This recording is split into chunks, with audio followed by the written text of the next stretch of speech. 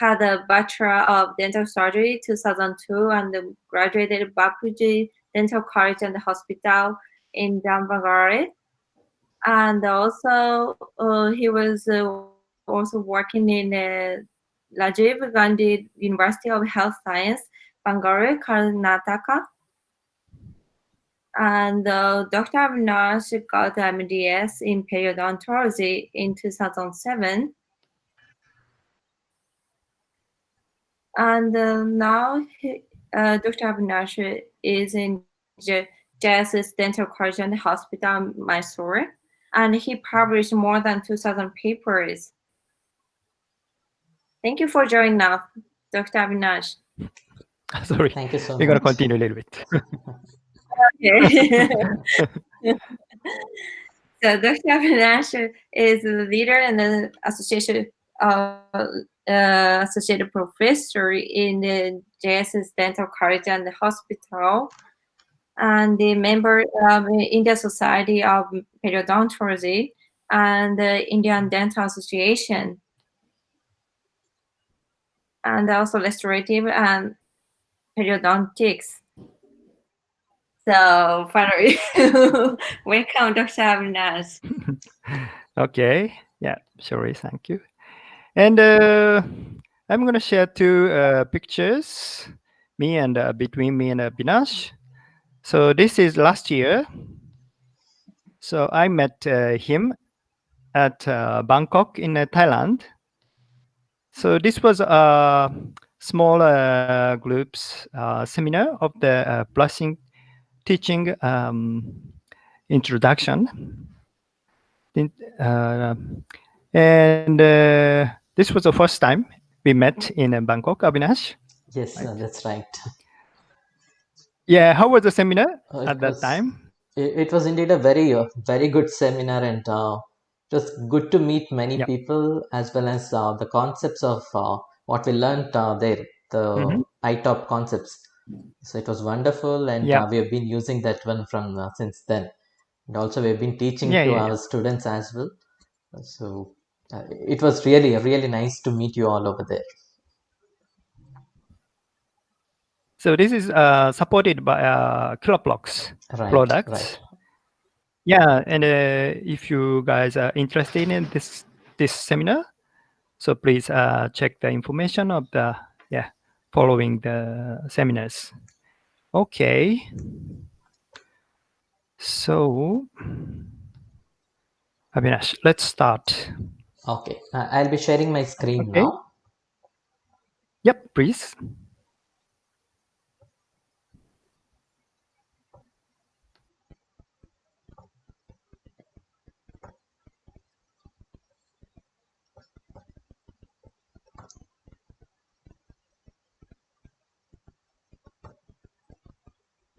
Uh, is my screen visible?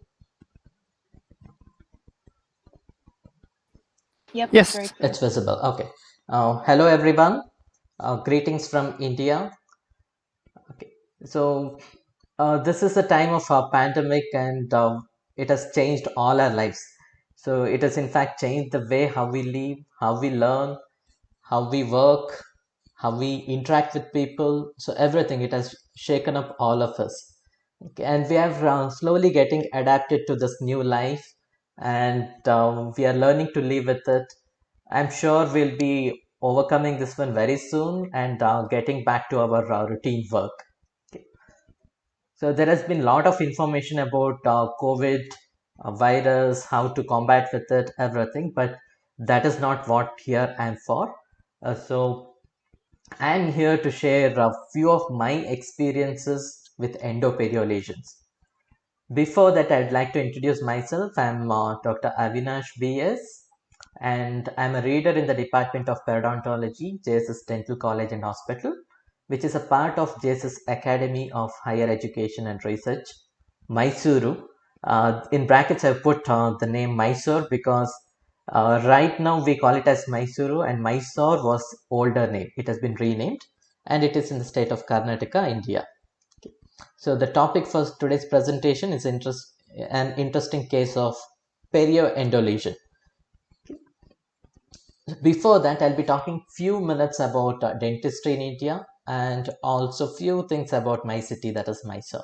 Okay. So there are more than 350 dental colleges in India offering Bachelor of Dental Surgery courses. And of these 350, 259 colleges offer Master of Dental Surgery courses. There's a mix of government colleges, universities, and private colleges and universities. And all these colleges are governed by Dental Council of India. About Mysore, Mysore is I don't call it as a small city, it's a moderate city, about 1.5 million population. It is in southern part of Karnataka.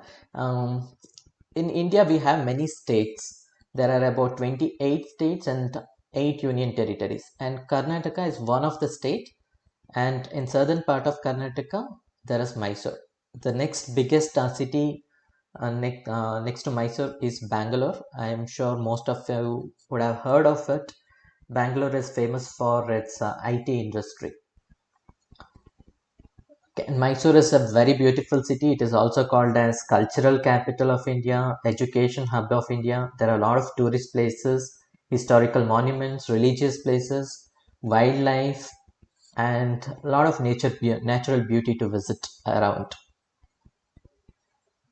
And the like an icing on the cake, we have Mysore Palace, which is uh, the second most visited place in India after Taj Mahal, which is said to be one of the wonders of the world.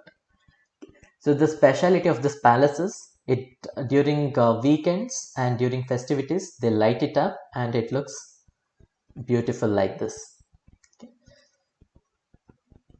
So let me talk a little bit about my institution, that is JSS Academy of Higher Education and Research and JSS Dental College.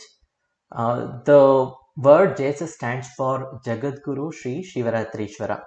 He was a pontiff who founded this institution of JSS. JSS Mahavidyapita, again, it is the sister concern of the JSS Mutt, which we call it as the one which Pontiff had found. This is the center for learning.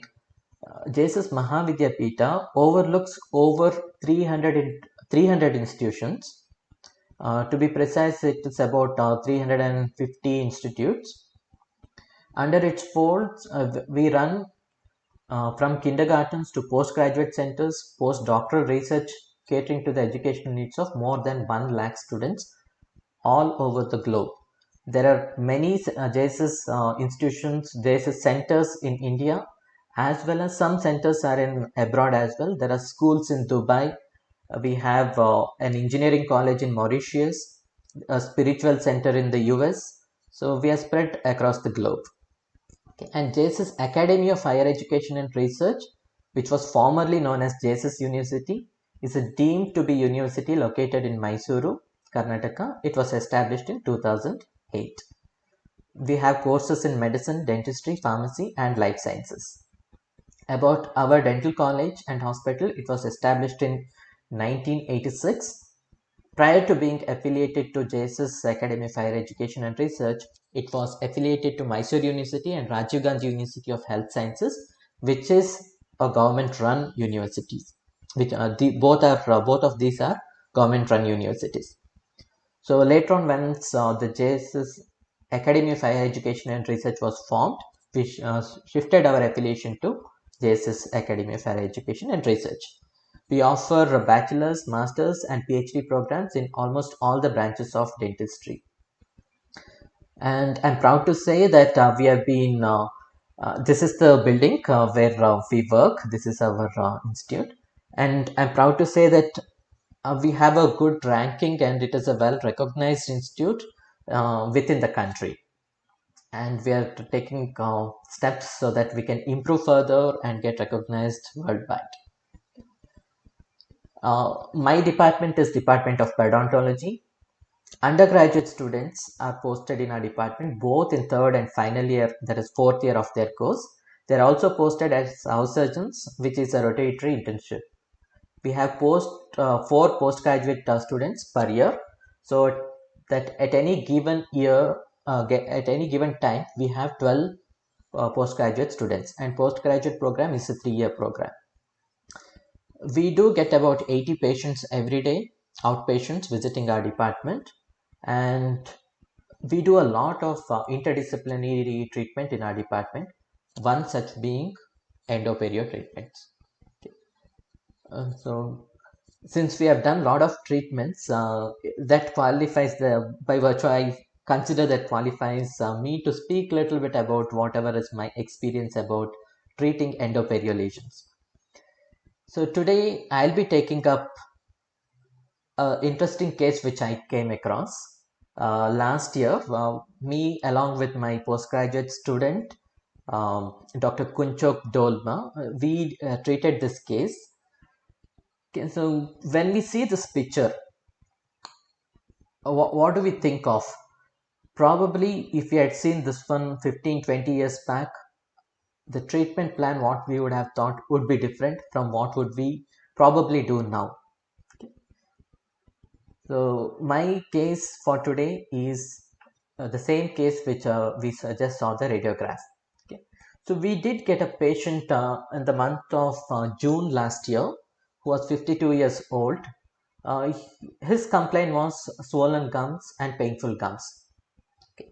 So he was a healthy patient without any systemic conditions. When we did the clinical examination, we found a deep pocket. It was measuring almost 14 millimeters. This is the UNC 15 probe which we are using, and you can see only the last mark is visible. So it was about 14 millimeter, that pocket on the mesial aspect. That was the deepest pocket. Other areas, that is on the buccal aspect, there was pocket measuring about 10 millimeter, and on the lingual aspect as well, the pocket was measuring about 8 or 9 millimeter. There were local factors, and as I mentioned, pocket depth was 14 millimeter. There was exudation, grade 2 mobility was seen, and grade 3 furcation involvement also was seen. There were occlusal wear facets and attrition. There was generalized attrition, and that was indicative of trauma from occlusion. And this was the radiographic finding what we saw. There was extensive bone loss, and it was involving periapical region as well.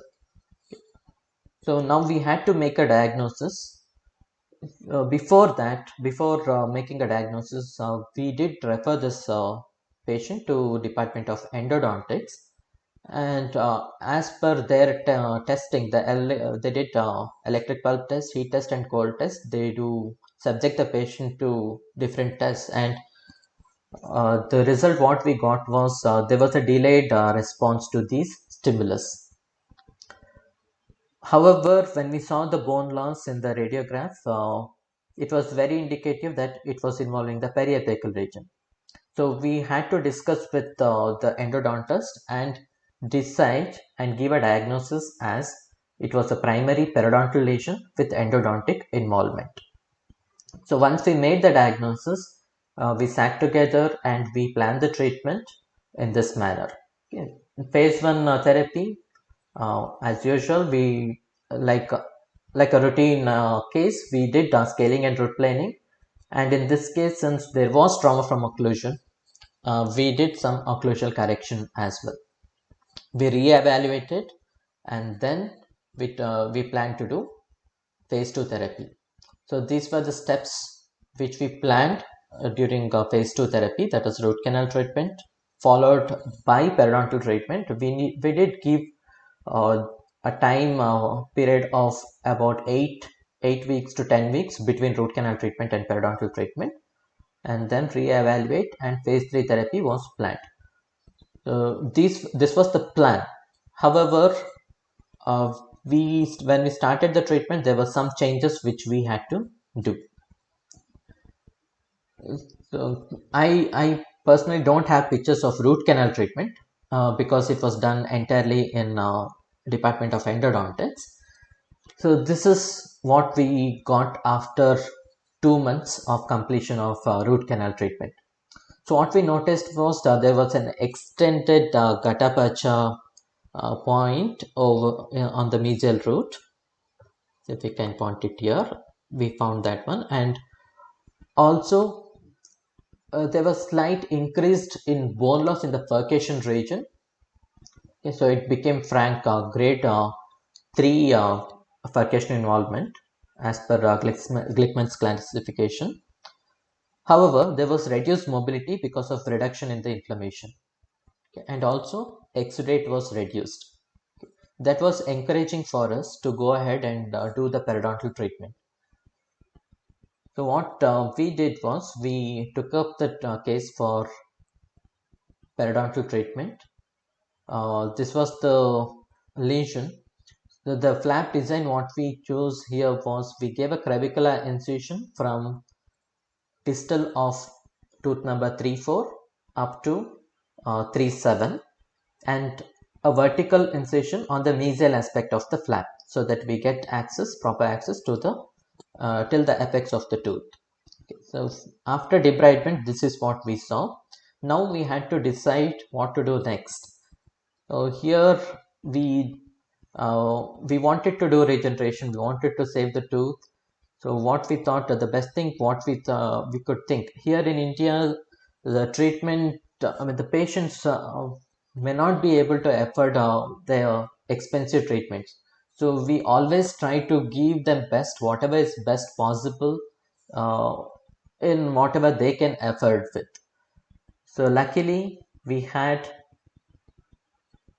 this wonderful machine which can give us this wonderful material which is PRF. So we did prepare this PRF using this machine, and we thought we will combine it with one of the bone graft. Here the bone graft used was perio glass, which is a synthetic bone graft, alloplastic material, and we did mix it up together and placed into the defect. Okay. After that it was sutured, but after performing the procedure we did find that there was slight increase in the mobility which was expected. However, we had not splinted this teeth before the surgery. That's why after 3 days we had to recall the patient and do a splinting, composite wire splinting from the lingual aspect. So as to prevent its occlusal interference on the buccal aspect. So this wire was made passive so that it doesn't exert any active forces, and then we put the patient on maintenance phase. So we followed it up regularly in 3 months, but we were able to take radiograph only after 3 months. So and this is what we found. Okay, so we found there was a slight improvement in the bone formation. Soft tissue healing was satisfactory, and we had to remove the splint and assess for mobility, and we found mobility was reduced from grade 2 it had become grade 1. Okay, and also the radiograph showed some evidence of bone formation. After that 6 more months we waited for it. That was in the month of March this year, just before the pandemic took over. This is the radiograph we got after 6 months. We saw further improvement in the bone formation. We can see there is almost 1/3 of the mesial root. There is some activity going on, bone formation activities going on. If it covers even up to, if the bone formation covers even up to 50% uh, of the mesial root, we would be very happy with it. Okay. However, what we saw was there was gingival recession of the mesial root. So, but the soft tissue showed very little inflammation, and also there was no mobility after 6 months.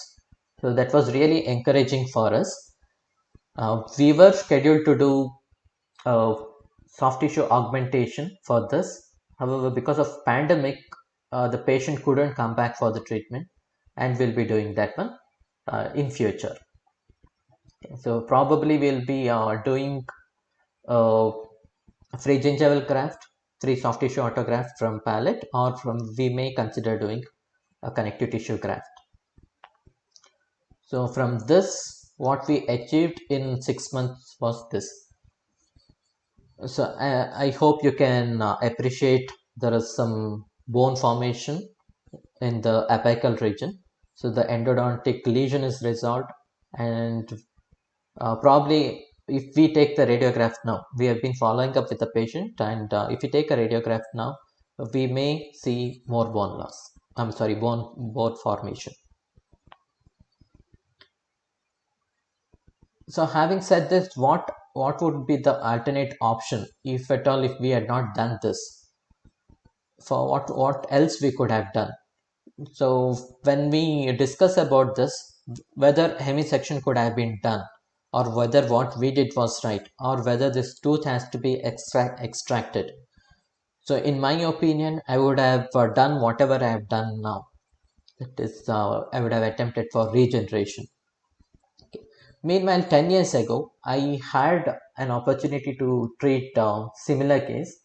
10 years ago, I was just new to periodontics, though I had completed my post-graduation. We had not seen much of interdisciplinary cases.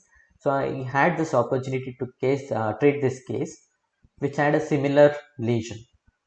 So though it was not as extensive as this is how it looked. We found a pocket distal to 3.7, which was measuring about 9 millimeter, and there was indication of little bit some amount of endodontic involvement. So we decided that we will go for hemisection. So we went ahead, the root canal treatment done and it was done, and only the mesial root was obturated, and then we went ahead with hemisection. And here you can see we have removed the distal cusp and the root. This is the remote portion, and we were happy that we stuck on to this procedure because we were able to see there were a lot of deposits which in the furcation area which we were not able to remove in phase 1 therapy, or during root planing we couldn't remove that one. So this was a few weeks, 4 weeks after completion of hemisection. This radiograph is about after 4 weeks, and then after few months we were able to give a prosthesis on this tooth and establish an occlusion, and this is the radiograph after 6 months. Okay, though the reason why I showed this case was probably if I had got this case now, I would have probably attempted for regeneration rather than resecting the tooth. So back to the present, there was one more case which again measured about 11 to 12 millimeter of pocket. Okay, again a similar case. Again it was in the third quadrant. It was 3.6 this time. Here there was we had a little bit of confusion or discussion with the endodontist whether it is involving endodontically or not. Though we could see some radiolucency in the periapical region, the tooth was vital. So we did not go ahead and do root canal treatment. Instead, we thought we'll treat only periodontally, and if required, we'll do the root canal treatment later on. So we did open the flap, and there was a ledge formation. We had to do some resective procedures to correct the bony contour. And then we did place a collagen sponge along with the bone graft into the defect, and then we closed the flap. Luckily, when we were debriding, we found that there was some amount of bone around the apical region of the tooth. So we were lucky that we didn't reach the periapical region, and this is how it healed without requiring endodontic treatment. So from this, we achieved this. So there is still improvement going on. This case is about 14 months old, 1 year 2 months old. This was done in last March. So what do I recommend in this presentation is the key points are periodontium inherently has regenerative capacity. So if at all, if we can identify the etiology and correct it, it would greatly help the regenerative procedures. And PRF is one of the low cost, zero cost material. I would say zero cost because a patient need not have to pay anything for the material as such. It would be very minimal. Okay, with excellent regenerative capacity. Here I would like to add few things about few advantages of the PRF. So first thing is it is very simple to prepare, efficient technique. It just requires a centrifuge, and secondly, it is autologous, so there's no question of antigenicity, and it is easy to manipulate it. It does not require any additional materials like thrombin, like what we use for PRP. It doesn't require any thrombin for preparation, and it can be used in combination with grafts. It can be made into a membrane using a PRF box. It can be made into membrane, and also it has studies have shown that it is equally, or it is in fact more effective and efficient with less amount of controversies than compared to PRP. However, there are some disadvantages, like the amount of PRF what we get is very less. uh, for the amount of blood what we take, we may have to take 2-3 vials of blood, and then sorry, 2-3 test tubes of blood, and then centrifuge it to get adequate amount of PRF. And also the success protocol depends on how the person handles the given PRF. Also, sometimes patients may refuse to give the blood. Okay, they're scared of the veiny puncture, so they may not give the blood. Apart from that, it is an excellent material, and we both in perio and also in cases of endo-perio lesions, and also many endodontists are using in our department, in our institute, using the PRF effectively in our institute.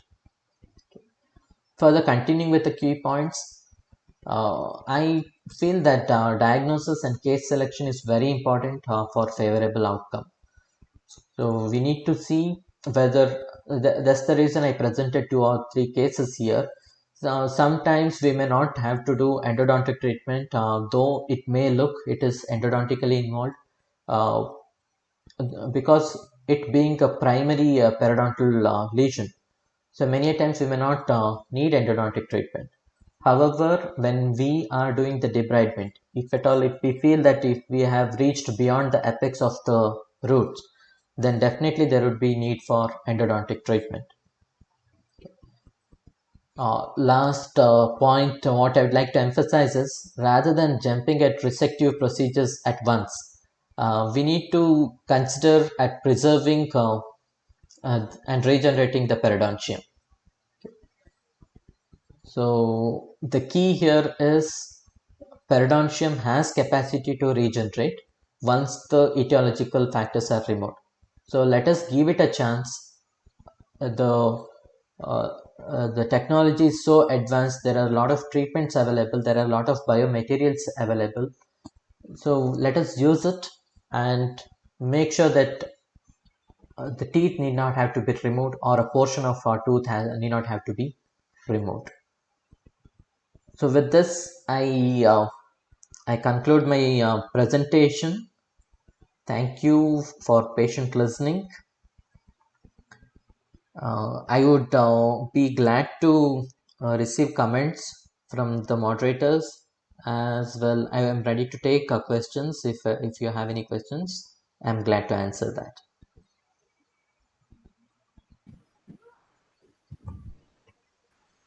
Okay.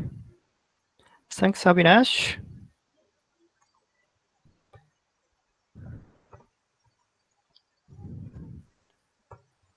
So,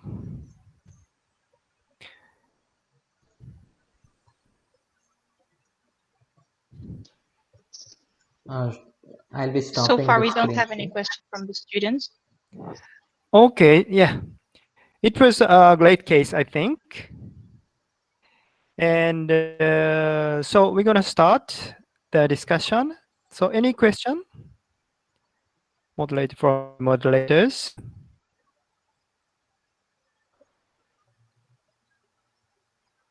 Anyone? Okay. So one question from me. Yeah, So you use some biomaterials, right, synthetic biomaterials, right, and one question is, are you using? So there are, so in all over the world there are some biomaterials from animal right, right, origin, yeah, yeah, materials, and for example, if you have any religious right, reason, right. so yeah, you don't have any uh, protection, or you don't use any materials if you have. Yes, that is really a concern in India. We need to Mm, inform the patient about its origin. There are some origin. patients, yes, the origin, like there are patients who would not want to use bovine origin, and some patients would not want to use anything to do with the porcine origin.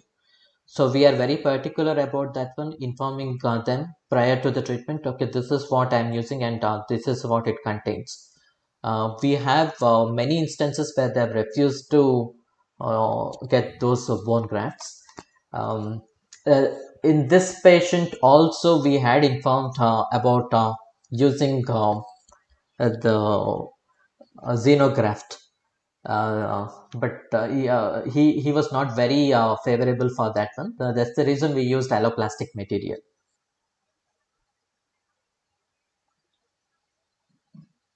You can stop. Am I audible? Okay. Yeah, we hear you now. Yep. Okay. Okay. Please So, continue. did you get the point? Like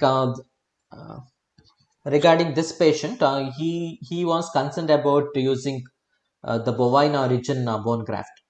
So he was not for Okay. xenograft. That is the reason we had to use alloplastic material in this particular case. Okay. So you mean if the patient prefer, Mhm. you can use bovine bone mineral, Yes, for definitely, example. definitely, yes. Oh, really? Okay. Really? Okay. It's depend on the Yes, patients. You mean? even for the Oh, GTR membrane, there are some GTM. membranes which is said to be of fish origin, fish collagen, and yeah, right. So some of them would not prefer that one. When we say about Really? that one, there are strict vegetarians, vegans and vegetarians are there, so they would not want anything to be used in their mouth. Oh, really? Okay. That's interesting. And the using the PLF is a very popular in Right, India. right, right. It is Mm. quite popular, and of late sticky bone is very popular. You prepare IPRF and allow it to polymerize with the bone graft and make it a sticky bone. So in our department, Oh, my students are loving it. Postgraduate students are loving it because it is easy to prepare, and even the bone graft, it sticks to the PRF, and the nice fibrin is formed. It's easy to handle, mm. so it doesn't just spread, and there's no wastage of material as well. Hmm. Okay. And so after so waiting period after the endodontic treatment Mhm. to the periodontal surgery. So Right. you said you wait 8 to 2 weeks, right? Yeah, 8 to 10 weeks. 8 to 10 weeks. Yeah. Yes. And so do you have any reason to wait to decide Yes, of course. that's long, 8 10? Yeah. Even the literature says so. And the primary reason being we allow the endodontic lesion to heal. Many a times we would have seen, if at all, if it is primary endo lesion, we would see some bone formation in the apical region. Mhm. Okay, that would help us to know how much of periodontal treatment has to be done, how much of regeneration has to be done. That is the primary reason. However, in this case, though it was primary perio, endodontic treatment was done. So there was instrumentation which was done, and also we did see that there was a gutta-percha point which was pointing out of the lesion. So we just wanted to wait how it responds to that, and then take up the periodontal treatment.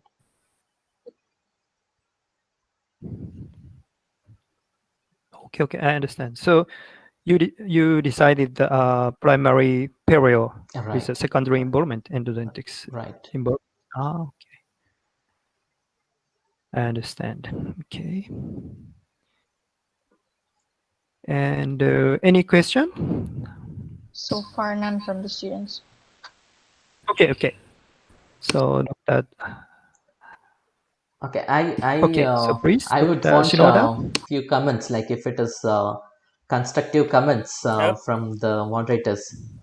So I would like to listen. So whether we could do anything else, anything improvement can be done, anything else, how you would have managed, uh, if at all, if this case had come to you. So I would really like to know that.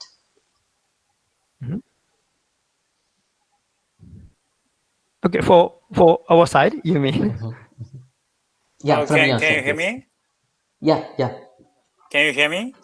yes, Oh, yes. Dr. Avinash, thank you for great presentation. I have two questions. Right. Before treatment, how did you do the explanation Mhm. of possibility of fracture? Possibility And also. second, yeah, possibility of fracture. Okay. And you told me that PR is the cost effectiveness of this Right. treatment. Right. How much is the cost totally of this treatment in India? Okay. The first question, if I have understood correctly, you wanted me to tell how do we assess for the fracture if at rule out the fracture. Is that so? Yes. So I think that if the teeth was fractured, Right. uh, yeah, it have to extract the teeth. Correct. Correct.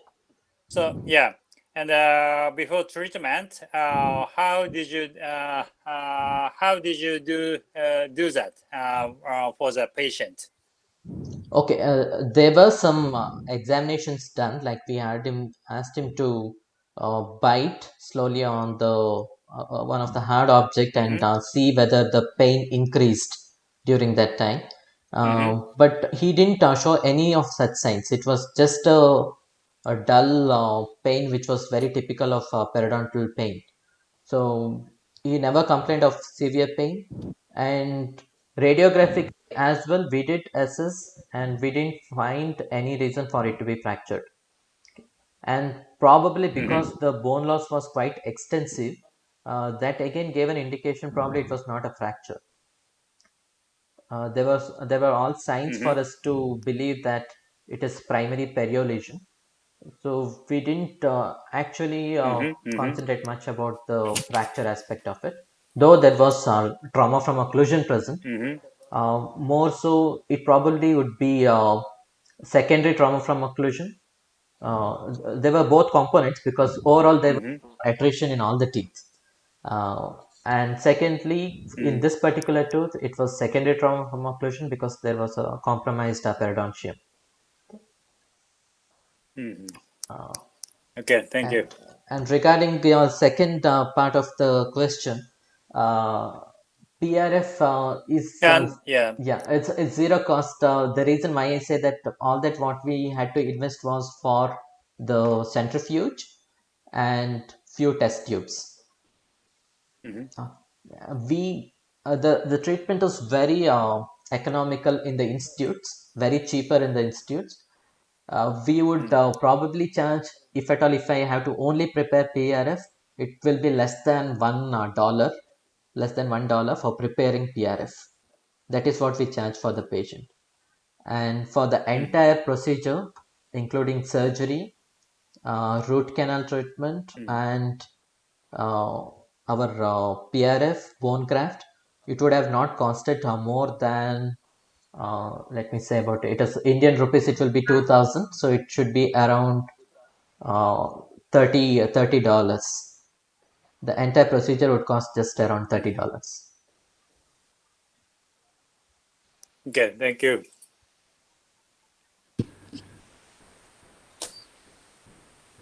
Hi. Okay. Yeah, Can I ask you? yeah, sure. Hi. Yeah. Thank you for presentation. I felt your strong mind to save the tooth. So I want to ask you about PRF. So I have experience to use PRF for regenerative therapy, but so I thought the PRF disappeared for short term, Right. and I felt it's very difficult to keep the space meeting by only the PRF. What do you think about using the raw material and growth factor as like the AMD for regenerative therapy? Right. Yeah, that is again one of the known disadvantage of PRF. It says like the literature says it's about 10 to 12 days maximum it stays. After that, it resolves completely or its activity doesn't go beyond 10 to 12 days. Of course, Yeah. AMD is helpful. Uh, Again, it has ethical issues over here. I mean, the moral issues, like since it's being uh,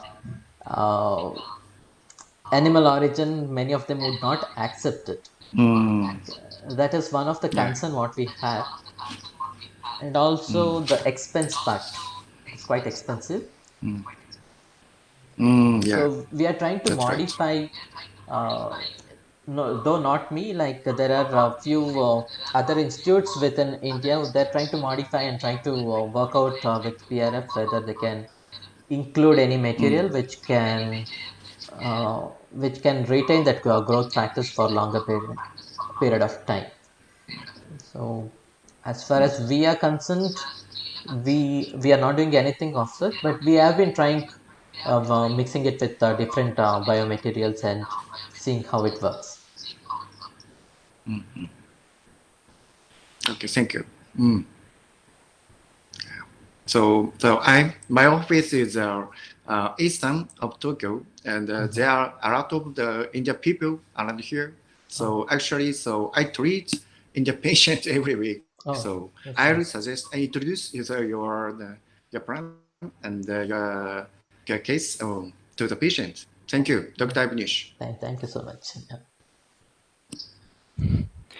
Okay, so any question or any comment from Shiori? What do you think? Thank you so much for your very good case presentation, Dr. Avinash. So I have some questions. So first, like currently, I'm working in the oral surgery department right now, and I do the tooth extraction. So if I have the patient like your case, I definitely like show the treatment. Of course, it will be like a tooth extraction. Right. So, but like every time I extract the teeth, and after like study about some like periodontology cases, I feel like maybe I could save the teeth. Right. So I regret every day, every surgery, So Right. so how long did you take to be able to like be able to provide you like that kind of case? How long did you take to be able to do that? And also another question is like a country I'm doing like some explanation before to extraction.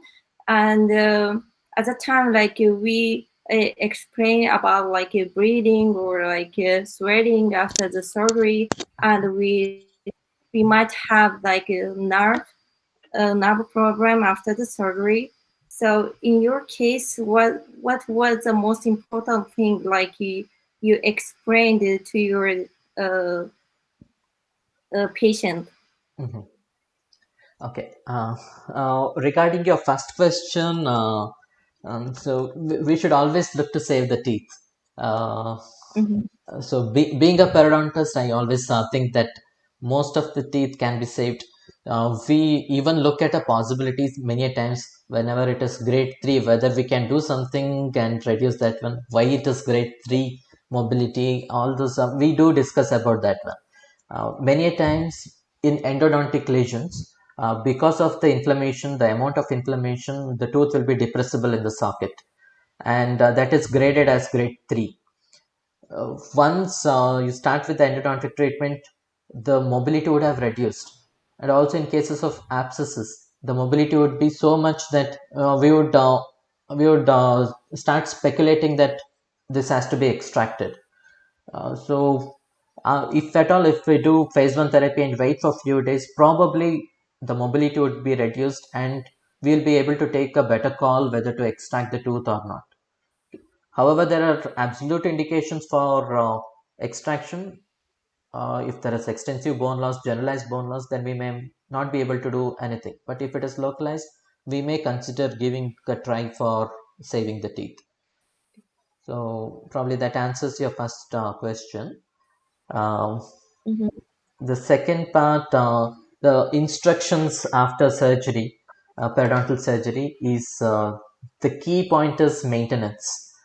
So, Mhm. if patient doesn't maintain after performing all this surgery, if there is plaque accumulation, then everything whatever we do would be of futile attempt. So the key is maintenance. Apart from other instructions which are similar to post extraction instructions, not to brush and not to brush directly on the gingiva, not to touch the gingiva, and use a different technique for brushing. Apart from that, the key is to maintain and make sure that there's no plaque accumulation, uh, and use proper interdental cleaning aids and cleanse it thoroughly. That's not just immediate post-op instruction. It should be there forever. It's a long-term goal what we would try to achieve. Yeah, thank you.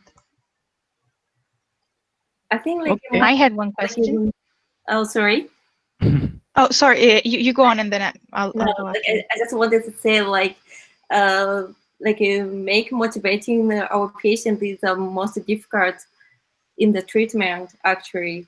Right. Like we need to continue the like maintenance as the Dr. Avinash said. Right. So it's quite like important to be able to like make the patient in the routine of the maintenance. Right. But it's still most important. Correct. And I'm sure Dr. Fumihiko will agree with that one. Curaprox, Curaprox have a lot of interdental brushes which reaches the area which even we didn't know that it can clean those areas. Like when we brushed with on our teeth, we got to know that how effective it is. Yeah. It is very Right. important. Right. Yeah, and yeah, this product helps us Right. to Correct. motivate the patient. Okay. So I was going to ask Dr. Avinash, but actually all of you, based on your experience, since most of our audience is students, are there some cases that you would tell them to definitely send to a specialist? And are there some cases that you would encourage them to work, like to try and solve themselves in a clinic? Um, well, shall I? Yep. Yes, Yeah. please. Um, see, I'm not sure about what they practice as students or general practitioners. what is their skill levels. It depends on that. Whereas in India, like we're speaking of yeah. students like 4th year, 5th year generally. That's when most of the students are doing their practices. Okay. Do they perform root canal treatments in 4th year? Yes. Okay, they do practice. Okay. I'm speaking in general. In general, okay. Fine. Like I would still say that always look what is possible with you. If you're confident of performing something, only then you should attempt. There's always it's always better to take help or at least an opinion from a specialist whether this it can be done or not. So you can break up into different parts, like as this case of endoperio lesion. So I'm not an endodontist and I don't do root canal treatments. So I had to take help of endodontists to do it. So like that, they should assess themselves for what is best they can do, and if at all any doubt, it's always better to take an opinion or send it to a specialist. That's what I personally feel. Thank you. Dr. Fumihiko? Okay, may I start? Okay. So for me, I think it's different from the clinics, but for me, so my clinic, one endodontist is working with me. So some case I refer to the endodontist, and but I'm working as a general practitioner. So I think the most general practitioner they face this kind of endo-perio case. So first, so if you guys are working with endodontist closed or periodontist closed, so it's important to discuss each other first, and we're gonna find out the diagnosis and a proper strategy to treat one tooth with so multidisciplinary group, and we'll find out the strategy, I think. Okay. Thank you. Mhm. Dr. Shinoda, could we hear from you?